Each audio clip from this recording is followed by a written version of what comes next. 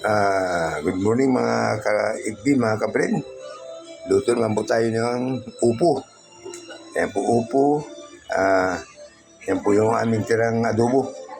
Adobong manok. Ginisi ko para pampalasa po. Ito po inhandaan natin yung pagigisahan. Buksan na po natin yung kalan. Yan. Tapos ilagay natin yung mantika. Yan. Yan po pagka ang po niya pagpula ng sibuyat at bawang. Kalagay na po yung sibuyat at bawang. Yan po ang sangkap niyan.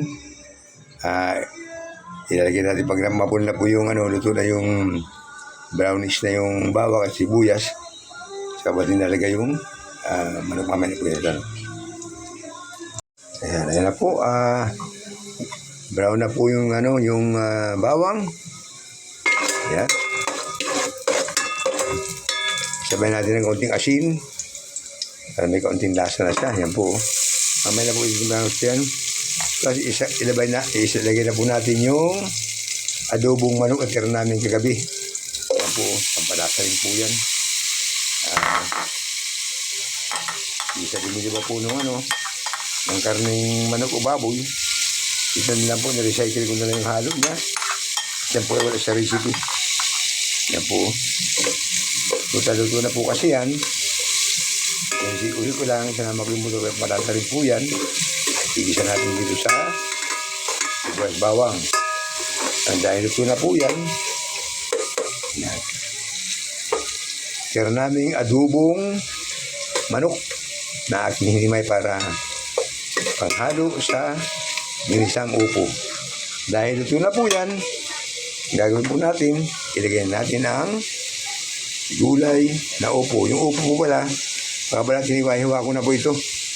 Ito na po yung resulta. Yan po. Siniwa ko na ayos sa kanyang kanyang sukat. Yan po. Lagyan natin. Dahil ito na po yung aking adobong manok na kinusikusi at tira namin kagabi. Yan na po.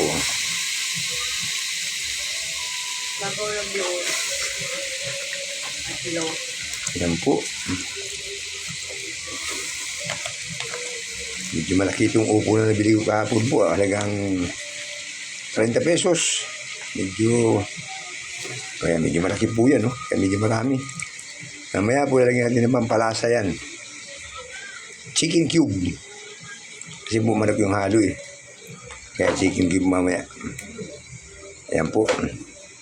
Haluin para halo natin yung sahog, yung sibuyas bawang at saka yung adobong manok na inihalo ko. Yan po yan. Yan po. Tapos po ay takpan na po. Yan po. Ayan na po yung resulta ng ating ginisang upo. Yan po. Yan, pagkaluto po niyang yung upo, pwede na po lagyan po natin ng pork cube para malasa dahil manok po yung halo, yung adobong manok na meron namin nung kagabi. Isa hindi na ako mag-ano ko ng ibang panghalo, pwede naman po siya. Yan po. Lagyan na rin natin ng takpang mulat, maluto na po yan. Isang kulot na po, luto na po yan. Ayan na po, luto na ang gulay. Ang upo, isang upo. Lagyan na po natin ng konting bitsin. O Ajinomoto. Konti lang po. Pampalinamnam lang po yan. Sa baw. Haluin. Luto na pang gulay, pwede na po ito.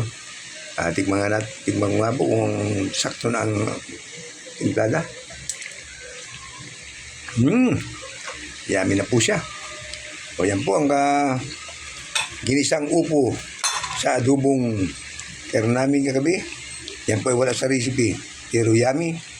Sa mga kaibigan po, pag-like and share po ang aking luto sa mga video ko. Kung yung mga gusto matuto, sundan na pang video ko sa madali pong lutuin niya mga ganyang mga gulay. At sa inyo po sa mga kaibigan po,